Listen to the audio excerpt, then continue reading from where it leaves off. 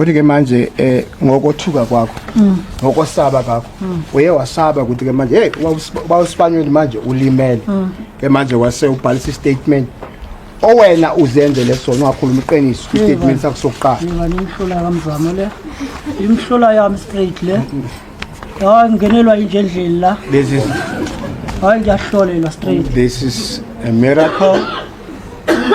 No, it's not like a dog now entering my premises or inside my house. Really, this is a miracle to me. That's Wabundonsi. Bethuel Mzamo Cele is witness number 1 for the state versus Musa Kekana and 4 others. Case number SF98/2025 in the Johannesburg High Court. This recording is related to day 2, 3, and 4. But before we begin, let's get to know all the legal representatives in this high-profile trial. Accused number 1, Musa Kekana, is represented by Advocate Philip Law. Accused number 2 is Tiego Floyd Mabusela, who is represented by Advocate Nadas Grove. The power couple, the Matlala couple, is accused number 3 and 4, is represented by Anne Van de Haven. She's an advocate. Then accused number 5 is Nthabiseng Nzama, who is being represented by Advocate Timothy Chauki. The state prosecutor from the NPA is Advocate Elise Lee Rooks. The presiding judge is none other than Judge Kasim Ismail Musa. The trial has officially begun. We begin with this bucket number 1. The NPA is calling this bucket number 1 incident number 1 related to Sibanyoni. The 5 accused pleaded not guilty to all the 25 charges. A bucket full of 25 charges. They pleaded not guilty to all of them. The trial commenced before Judge Musa and is expected to proceed over approximately 30 days, with 48 witnesses scheduled to testify. This is a huge trial. The state has disclosed that it intends to lead cell phone analysis, CCTV evidence, toll gantry evidence, forensic evidence, extensive financial evidence. Angizange lapha yabengayelanga ukukhawuntana nezihlahla mina bengiye lapho ukuyogada ukuyocount izihlahla. There isn't for me to be there. I was not there to count it. The state further alleges that the BMW used in the incident number 1, the Sibanyoni incident shooting, carried false number plate, and intense cell phone communications occurred between some of the accused before, during, and after the shooting. The big takeaway is this is going to be one of the largest attempted murder trial presently before the High Court. The state has opened with incident number 1 in this number 1 bucket, and this, which is Sibanyoni incident that carries count number 1 to 8.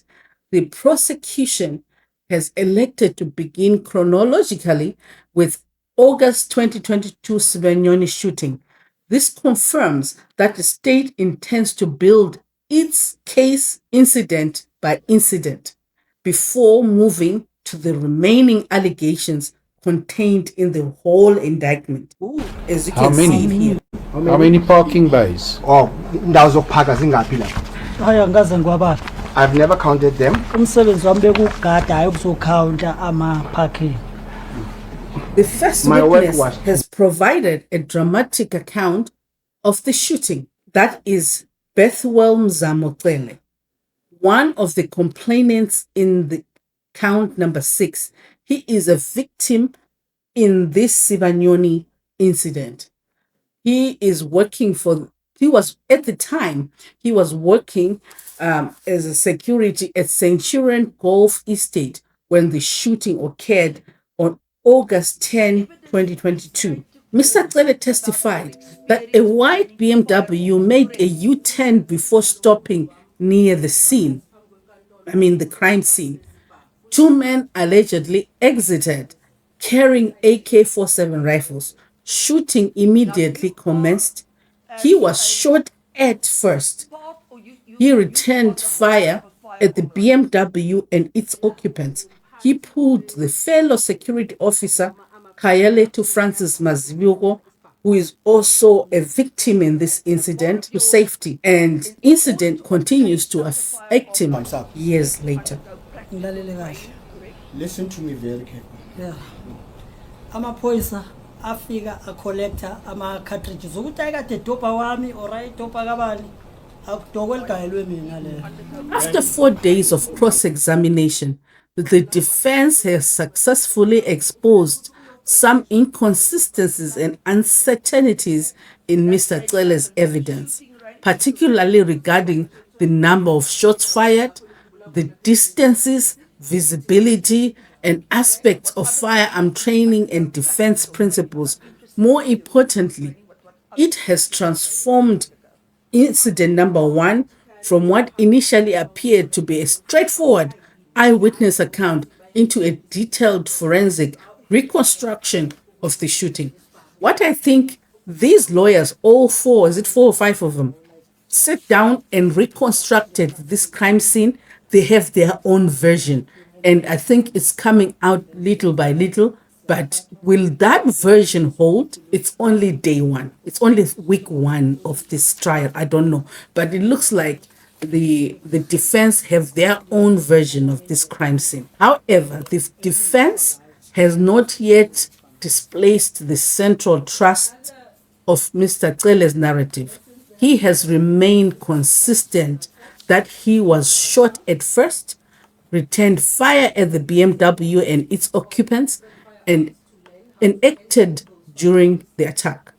With 47 witnesses still to testify and the ballistic, forensic, cell phone, CCTV evidence yet to be presented, it remains far too early to determine what weight the court will ultimately attach to Mr. Cele's testimony.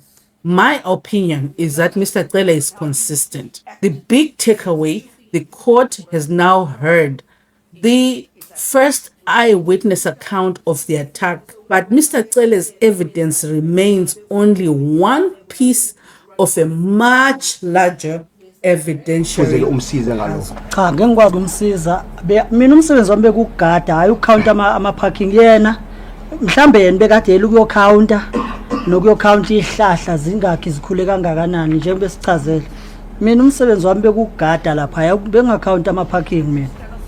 Maybe you The can help third us. BMW occupant has emerged in Mr. Cele's testimony. He testified that 3 people occupied the white BMW involved in this incident. According to his evidence, all 3 occupants ultimately alighted from the vehicle and participated in a shooting before fleeing the scene. At this stage of the proceedings, however, the identity of the BMW third occupant remains unexplained.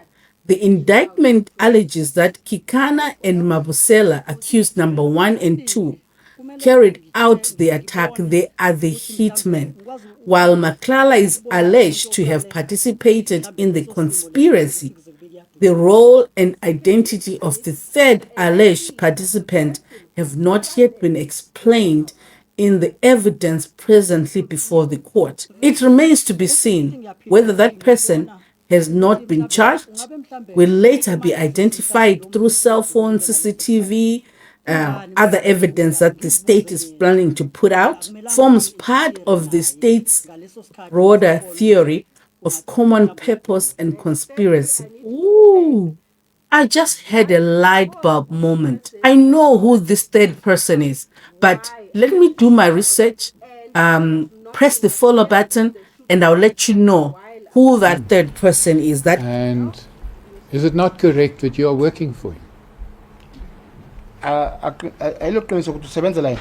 Yabona, After this sesingena kanjani? incident, he Manje gave you sesingena employment. kanjani manje endabeni yomsebenzi wami? Uyayibona manje le ukuthi yaphi? Where than Ngena kanjani manje endabeni yomsebenzi wami ne-contract yami? How wena ungene kanjani ma-record wami?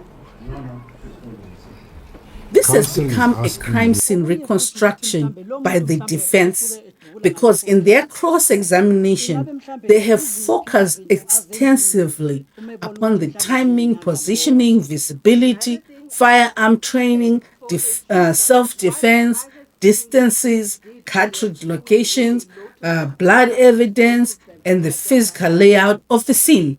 The defense appears to be testing whether Mr. Cele's account ultimately corresponds with the physical and forensic evidence that will be presented later by the prosecutor.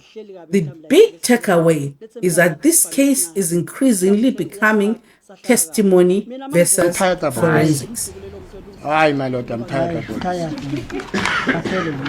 I'm really tired my lord about If this. kwakuyisona ukuthi ngivikele iclient nokuthi mhlambe ngenzeni, hayi If it was a sin my lord to protect a client, hayi I really my lord I don't know. hayi, because it seems as if yimosi olento le. Yimosi olento le wayekade iqale yonke lento le. It's like I'm the one who started the sin. And ungathi usebenzisa desperation. Don't be too desperate, my friend. So really bad. Hayi ngikhathele. No my lord, I'm tired. Hayi ngikhathele. Judge Musa has set the tone of the trial. He has consistently emphasized on fairness, witness protection, proper courtroom procedure, evidentiary requirements, and the public nature of these proceedings.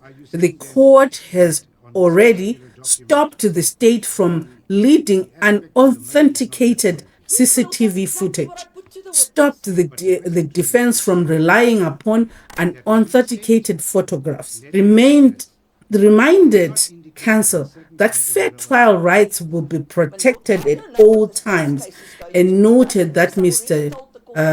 Joe the public, is listening to these proceedings.